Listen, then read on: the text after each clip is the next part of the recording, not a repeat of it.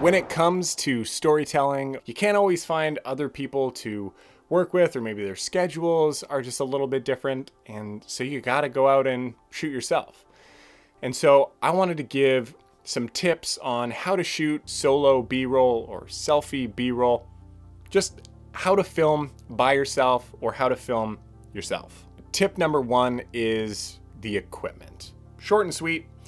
Use some equipment to allow you to create that idea of there's another person filming you without actually having that other person. So get a GorillaPod, a tripod, or a drone. It doesn't have to be the fanciest of equipment, doesn't have to be the most expensive, but just make sure that it can get the shot, hold your camera up, and it'll do a great job. So that brings us into the next tip, which is use and shoot a ton of different angles. And so anytime you're telling a story, each angle should help tell that story or give a different perspective.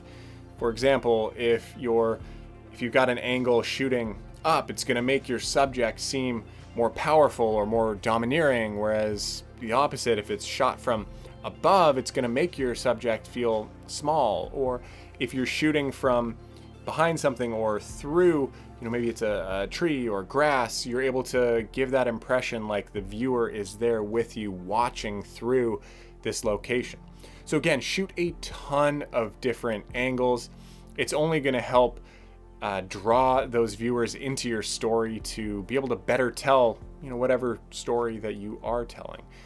And just having a multitude of different angles and options is going to help you in post when crafting that story. You want to make sure that you've got a whole bunch of different and dynamic shots, not just the same shot, the same angle. It's going to bore your audience. So make sure, again, that you're using a whole bunch of different angles and that each angle is done in a way that's going to help tell that story and is done for a purpose or with a purpose. Which kind of brings me into my next point, which is to keep it simple.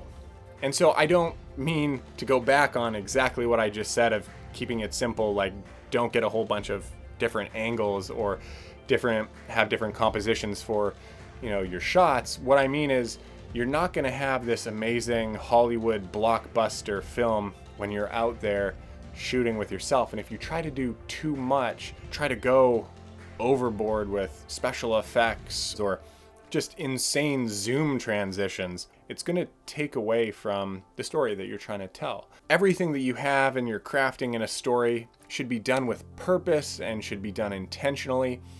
And so I've found, maybe it's just my personal opinion, but I think keeping it simple is sometimes best and can draw your viewer into that story in a way that they can really connect with you on. And lastly, I think this is a trick that I've done in the past, especially when shooting B-roll with yourself. It's tough to always use motion. And so there are ways, like with the drone or when you have a GorillaPod, you can kind of swivel and move that around. And I think it's super important and helpful to get motion in your shot. So if you are getting a tight shot on your face, you're using motion to, again, tell that story and draw your viewer in to just have it more engaging. But I think a special or secret hack that you can do in post, and especially because most cameras are shooting 4K now, you have the ability to crop in a little bit and actually create motion in post. And so again, like I had mentioned before, with creating these engaging shots, just adding that little bit of motion really steps it up a notch in terms of production value and creating an engaging shot. So even though you're shooting on a tripod, you can crop in just a little bit and just create that kind of slider effect without even having a slider. So let me know in the comments below. Maybe I missed something out that you do when you're out shooting selfie B-roll or solo B-roll. I'd love to hear what your tips and tricks are, what you do. Let me know in the comments too if you'd like me to do any other tips, tricks, or tutorial videos. I'd love to create just a dynamic community where we're helping each other out.